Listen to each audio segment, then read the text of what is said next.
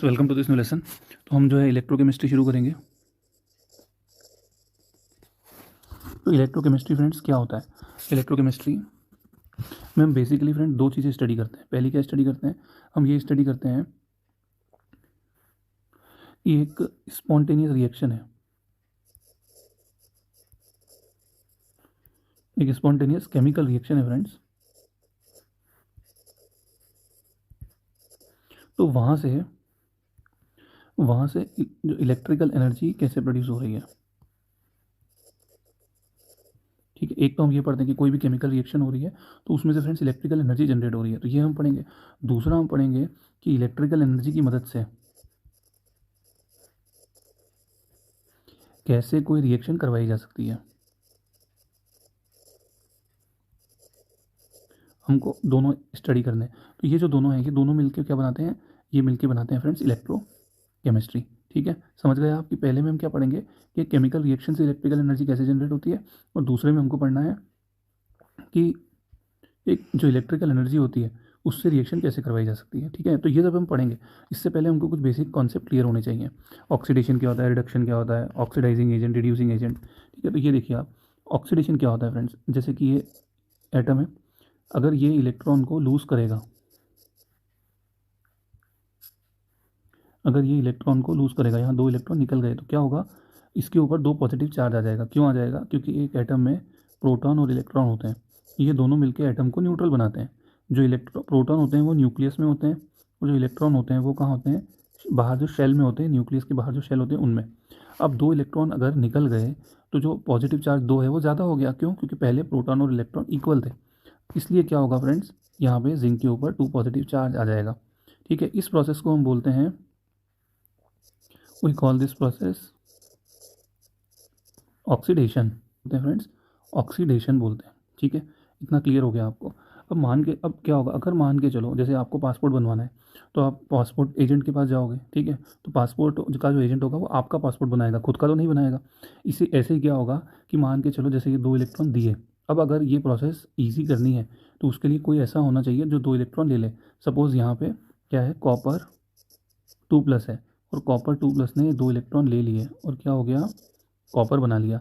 तो ये क्या हो गया, जो यहाँ पे जो कॉपर 2+ है जो इलेक्ट्रॉन को ले रहा है, तो वो क्या करवा रहा है? ऑक्सीडेशन करवा रहा है। तो वो क्या हो जाएगा फ्रेंड्स? वो हो जाएगा आपका ऑक्सीडाइजिंग,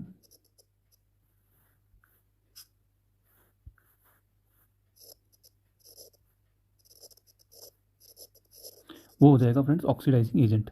ठीक है, ऑक्सीडेशन इस इसमें कोई रटने वाली बात नहीं है, बस दिमाग के जो आपके जो दरवाजे हैं वो खुले रखना और बेसिक समझते जाना। ठीक है, घबराना मत, एक दो बार पढ़ोगे तो याद हो जाएगा। ऑक्सीडेशन हमको क्लियर हो गया, ऑक्सीडाइजिंग एजेंट हमको क्लियर हो गया। अब हम देखेंगे रिडक्शन। अब क्या है, जैसे कि ये रिडक्शन का मतलब क्या है कि इसके ऊपर चार्ज था। ठीक है, अब इस चार्ज को रिड्यूस करने की प्रोसेस को हम क्या बोलेंगे? रिडक्शन। तो ये इसने क्या करा फ्रेंड्स, दो इलेक्ट्रॉन ले लिए और क्या बन गया, चार्ज इसका रिड्यूस हो गया। तो इस प्रोसेस को क्या बोलेंगे? बोलेंगे रिडक्शन। ठीक है, अब रिडक्शन अगर ईजी करना है तो कोई ऐसा हो जो अपने दो इलेक्ट्रॉन इसको दे दे, जो इसको दे दे अपने दो इलेक्ट्रॉन और खुद हैं वो अपने इसके दे दे, तो ये इजी हो जाएगा। अब ये काम कौन करेगा? जिंक करेगा। तो जिंक क्या करेगा? जिंक 2+ बनाएगा, दो इलेक्ट्रॉन दे देगा। तो ये जो दो इलेक्ट्रॉन थे वो कौन से थे? यही वाले थे। ठीक है, तो ये क्या हो गया, दिस इसने क्या करवाई, जिंक ने रिडक्शन करवाई, तो ये क्या हो गया, रिड्यूसिंग एजेंट। देखो हमको सारी समझ में आ गई, ऑक्सीडेशन समझ में आ गया, ऑक्सीडाइजिंग एजेंट समझ में आ गया, रिडक्शन समझ में आ गया, रिड्यूसिंग एजेंट समझ में आ गया। ठीक है, ये सब हमको चीज़ें क्लियर हो गई। अब हम बात करेंगे फ्रेंड्स किसकी? अब हम बात करेंगे पोटेंशियल की। आपको पता होगा पोटेंशियल का मतलब होता है फ्रेंड्स पावर। ठीक है, अब अगर मैं बात करता हूँ किसकी, ऑक्सीडेशन पोटेंशियल की, तो ऑक्सीडेशन का पोटेंशियल का मतलब कि ऑक्सीडेशन करने की कितनी पावर है इसके अंदर। तो जब हम ऐसे पोटेंशियल लिखते हैं तो ऐसे लिखते हैं ई और नॉट लगा देते हैं, क्योंकि वो स्टैंडर्ड कंडीशन में होता है।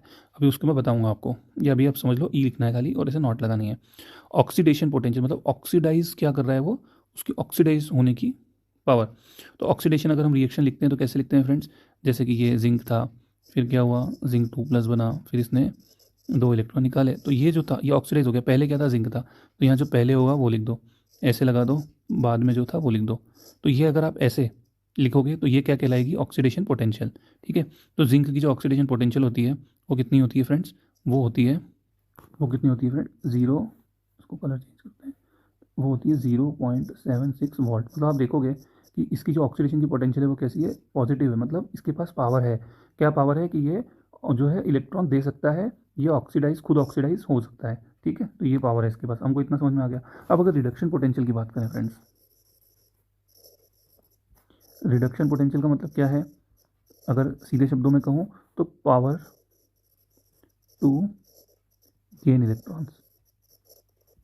ठीक है, कैपेसिटी टू गेन इलेक्ट्रॉन, मतलब ये Cu2+ है, 2 इलेक्ट्रॉन यहाँ पे सी। अब ये वाली रिएक्शन फ्रेंड्स क्या है, तो ये वाली आप रिएक्शन सीधे क्या बोलोगे कि गेन ऑफ इलेक्ट्रॉन्स है। ठीक है, देखो चार्ज 2+ था, अब यहाँ पे कितना चार्ज है, 0 है, कोई चार्ज नहीं है। चार्ज क्या हो गया, चार्ज रिड्यूस हो गया, हुआ कि नहीं हुआ। तो ये कौन सी रिएक्शन हुई friends, this is reduction reaction. ठीक है, अब अगर हमको रिडक्शन पोटेंशियल लिखना है तो कैसे लिखोगे, यहाँ पे ई लिखेंगे, फिर पहले क्या था, 2 पॉजिटिव था, तो यहाँ पे Cu2 पॉजिटिव लिख दो, फिर Cu लिख दो, तो दिस इज रिडक्शन पोटेंशियल। इसकी कॉपर की रिडक्शन पोटेंशियल कितनी होती है फ्रेंड्स, कॉपर की रिडक्शन पोटेंशियल होती है 0.34। मतलब देखो ये पॉजिटिव है, इसका मतलब कि इसके अंदर जो इलेक्ट्रॉन गेन करने की क्षमता है। ठीक है, अब ये बात तो हमको क्लियर हो गई। अब अगर किसी ने आपसे पूछ लिया, जैसे मैंने यहाँ पे लिखा, मैंने लिखा था ई जिंक जिंक 2 पॉजिटिव 0.76, तो ये मैंने क्या लिखी थी, ऑक्सीडेशन पोटेंशियल लिखी थी। अब आपसे किसी ने बोल दिया कि यार तू मुझे इसकी रिडक्शन पोटेंशियल लिख के बता, तो आपको तो पता ही नहीं रिडक्शन पोटेंशियल कैसे लिखनी है। तो आपको क्या करना है कि जिंक की रिडक्शन रिएक्शन अगर होगी तो कैसे होगी फ्रेंड्स, अगर होगी तो कैसे होगी, तो हम यहाँ लिखते हैं, नेक्स्ट पेज पे लिखते हैं, ये इसके ऊपर 2+ होगा, इसके चार्ज को रिड्यूस कर दो। तो ये हमने इसके चार्ज को रिड्यूस कर दिया, मतलब क्या हुआ, इसके चार्ज को रिड्यूस कर दिया, तो ये रिडक्शन रिएक्शन लिख दी।